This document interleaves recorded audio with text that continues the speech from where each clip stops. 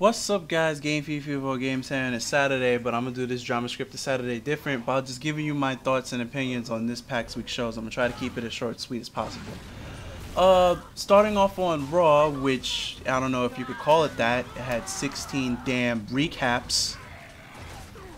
I really don't. I'm really not seeing AJ as a GM. I'd rather have her in the ring, since there's a lack of divas that can actually wrestle, because currently right now WWE only has two, which is Beth Phoenix and Layla, which Layla is the Divas champion. But I don't really see her well. Right now I compare her as Link, like, you know, Link from Zelda, how Link is a shell, like, has no personality or anything. But maybe AJ didn't develop her GM character. But the two matches that she made, which was the main event she made, which is Big Show versus Cena, and winner goes to SummerSlam, which was the main event, which was a slow-paced match. CM Punk did do commentary. CM Punk ruined the match at the end, and the match got thrown out. Then she came out again and made her second match, which was CM Punk versus Big Show versus John Cena at SummerSlam for the WWE title. I feel you could give anybody that GM role. Anybody could have made those same two exact matches. They wasn't anything spectacular. She's just like there. The only thing that she did that did connect to her characters was she had the doctors come in and escort Daniel Bryan to see the therapist.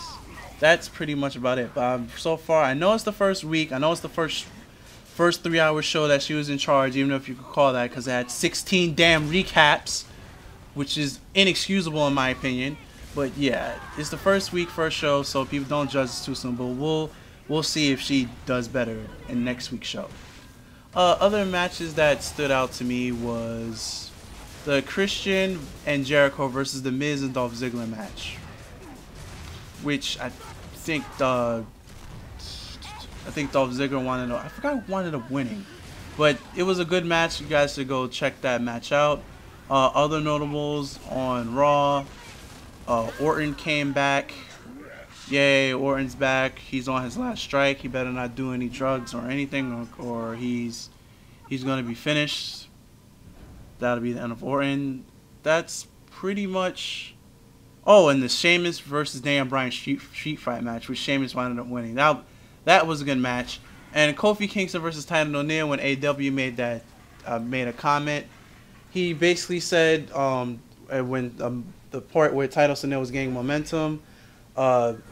Titus O'Neil is like Kobe Bryant in a Denver, Colorado hotel. He just can't be stopped, making a joke after 2003 rape charge Kobe Bryant got, which was bad. WWE says they've took action against his comment, but they haven't announced what they've actually did. So who knows what they did, or who knows what they're planning to do.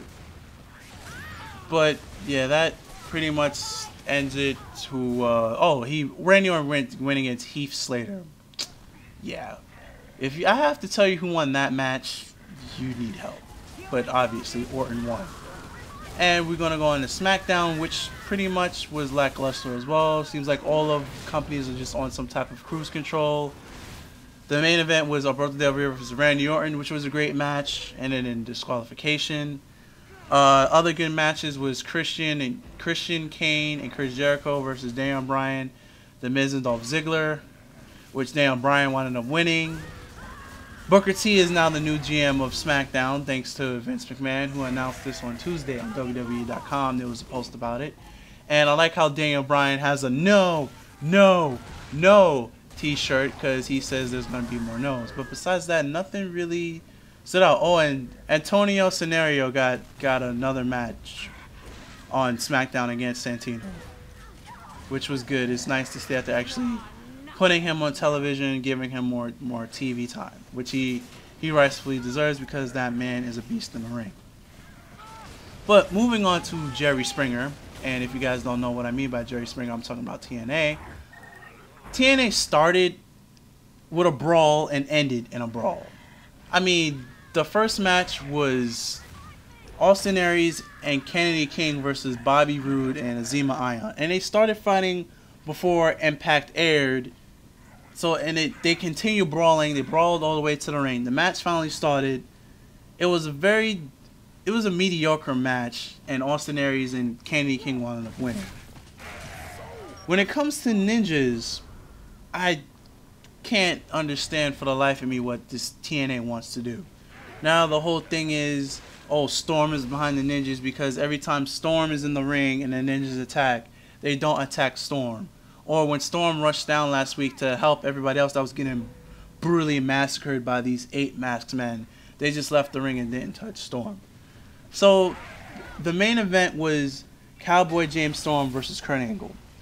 And it basically was a bootleg lumberjack match because surrounding the ring was Bobby Brood, Austin Aries, Devon, and Sting, and Bully Ray Dudley. While in the match was Kurt Angle and James Storm.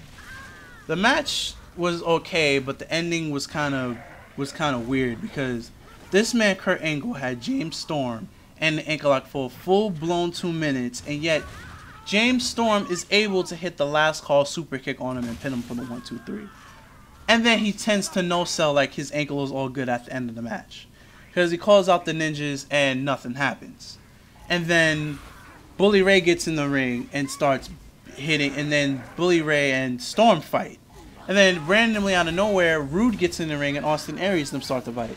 So then Kurt Angle and Sting start looking at each other like, what the hell's going on? And that's how Impact ends.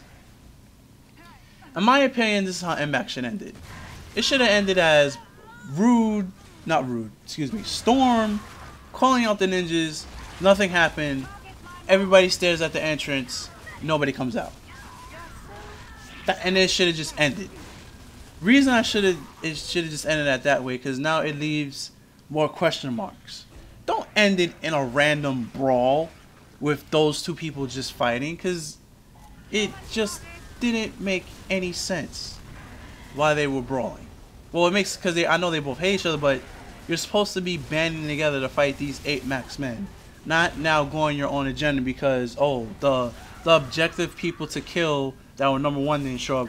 I'm gonna just take on my own personal feud now. No, that didn't make any sense to me. But whatever, it's TNA, and yeah, pretty much it's just TNA.